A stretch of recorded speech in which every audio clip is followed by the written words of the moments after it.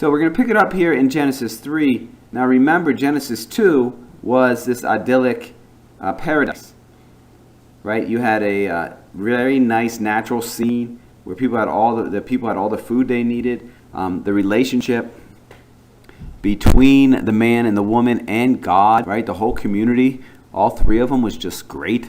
They were naked and unashamed, right? Nobody was ashamed to be who they were. No one thought there was anything wrong with being different. Things were just great. Now also remember that for the ancient Near Eastern people, the closest you could get to the essence of a thing, or if you wanted to understand what something or who someone was, it was their origin. So this is very significant that the rs writers have human beings living in this community of harmony, right, with each other and nature and God. So by doing that, they're saying, this is what we could be. This is who, in other words, we really are. So let's have a look. So we had this paradise and then enter the serpent here. This is when things all start to fall apart. So the serpent is identified as the most cunning of animals in Genesis chapter 3. Now notice here that the serpent is an animal. Right, now this is significant because the serpent was not only the most powerful and terrible monster in the Mesopotamian myths, but the Canaanites had serpent cults, right? Somewhat semi-animistic traditions in which they actually worship the serpents as a god. And again, anything the Canaanites were doing, we can figure that some of the Israelites, who many of whom were former Canaanites, were also doing on some level. So when the Yahwists, that is the scribes of the royal courts, are writing the story and they're saying, hey, the serpent is not a god, he's just an animal created by God, right? They're condemning that the serpent cults and the treating of the state of the serpents, snakes, as some kind of deity or demigods. Okay, so there's another little play on words there. Cunning, arum, and naked, arumim, are sound alike, and therefore, people cue into these things, and the Yahwist writers sure did love a play on words.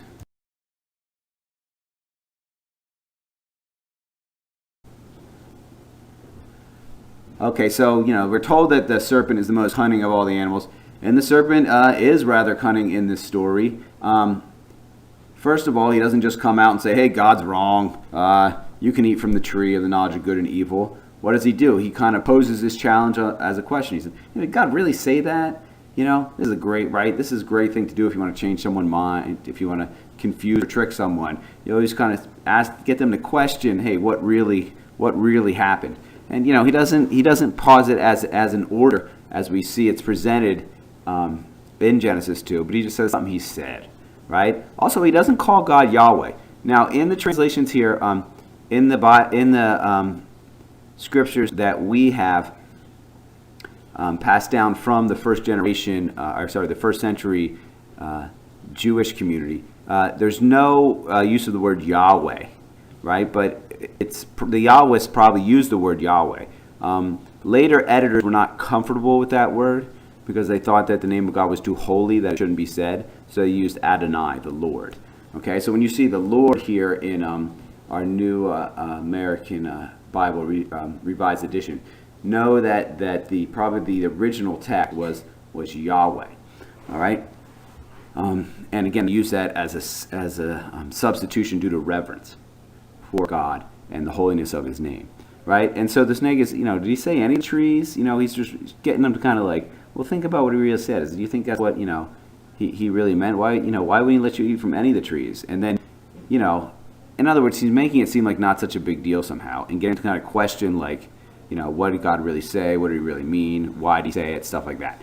So Eve and Burge suggests possibly Adam, that he was there as a silent partner in the whole conversation, starts to show like some confusion and repeats what the snake said. It repeats what the serpent said, so that she's saying say instead of order. Now here we go, like, her memory, it seems, is being corrupted by the words that the snake is feeding into her head, right? And she starts to not refer to Yahweh by his personal name, right? We know that they have an intimate relationship here.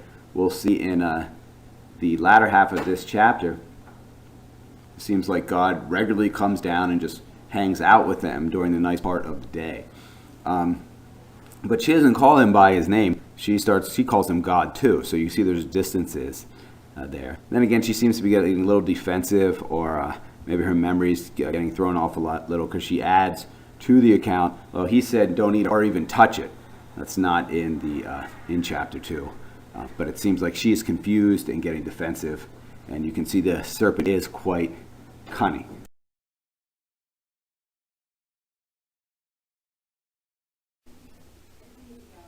So Bird asks the question if there's any significance of the serpent approaching the woman. If there is, she says, it's within the framework of men and women relating as equals in paradise, right? Again, so we were originally created that way. That's our essence, and we could be that way now. Now, that's not necessarily the way it was in the Israelite culture, as we'll see later in the punishments that Adam and Eve receive for eating from the tree of the knowledge of good and evil. But it seems, before they choose to eat from the tree of the knowledge of good and evil, men and women are equals. And you see here Eve having the public conversation with the serpent, right? Now, again, this might take some imagination or on your part. It's like you realize that in some cultures, and probably the ancient Israelite culture, which is quite patriarchal in many ways, it wasn't acceptable for a woman to speak in public, in a public conversation, especially if there was a man around, which Burge suggests that Adam was a silent partner in this conversation. So let me give you an example. Like when I was in the Peace Corps, I was in a country called Uzbekistan in Central Asia, and I went on one weekend. I went on a hike and mountain climbing expedition with a few of the other volunteers, and we were pretty far up in the mountains. We stumbled upon this remote farm. There's just this family that farmed in the mountains, miles away from any roads or anything, and they're very hospitable. They took us in and they gave us dinner and they gave us a nice place to sleep and stuff like that. But like when the wife, she had a lot of questions for us because they'd never met anybody from the United States before. And she would ask her questions to her husband. Like she would turn and say it to him, and then he would say it to us. Because, again, in their culture, like it wasn't polite for a woman to talk to men who were not, close to her family somehow. Likewise, when I was teaching at a high school there, one time my counterpart, who was a female teacher, she was giving exams, and one of the male teachers came in, like while one of the students was giving an oral exam, and he just started talking over top of the student, and she just sat there and listened to him, and then he was done and he left, and the student was just rattling on his memorized piece the whole time. And so later I asked her, it's like, why did you let that teacher, interrupt when that student was taking their test? She was the head of the department. And she says, I'm an Uzbek woman. I can't contradict a man in public. She can't interrupt or go against what a man says in public. So they had a lot of cultures have these kind of, a lot of patriarchal cultures have these kind of standards for public speech of women. But you see here, this is not going on in Eden, right? Eve is the one talking. And, Adam later, he doesn't even have much of a intellectual discussion. He just, takes the apple and eats it.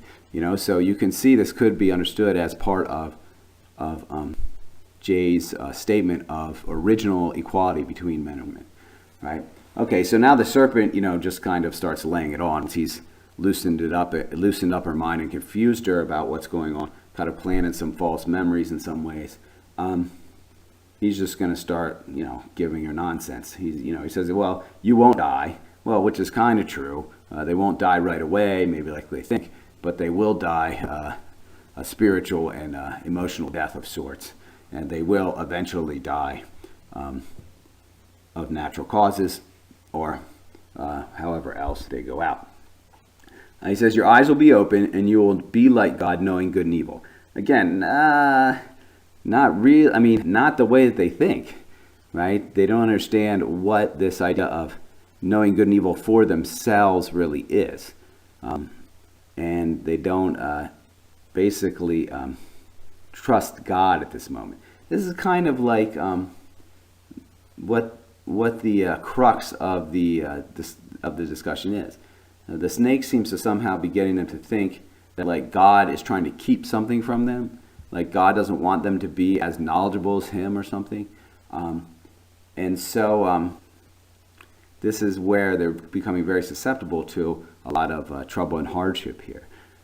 As Burge say, the couple's desire to conduct their life independently of the Creator's guiding wisdom is what leads them to, eat of this tree. It's kind of like they want to know everything for themselves, without God. Or another way to put it is that they fail to trust God's goodness, or fail to trust the goodness that created them, right? God told them, don't eat from this tree, and from what they know, from their own experience, God loves them, God's their friend. God gave them all this great stuff, God created them for each other. God gives them this paradise to live in. They really don't have much reason not to trust God. And again, the funny thing is, we'll learn it later in the chapter that he hangs out with them every day. I always wonder, why didn't Eve just say, well, okay, I'm a little confused right now. I'm going to wait to talk to God about it.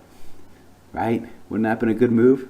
Again, we can see the spiritual sense in this text here, where, hey, this is helping us to think about the big decisions we're making in our own life. They don't trust, what God said. They think maybe God's trying to keep something from them here. And, well, that's kind of when stuff all starts to fall apart.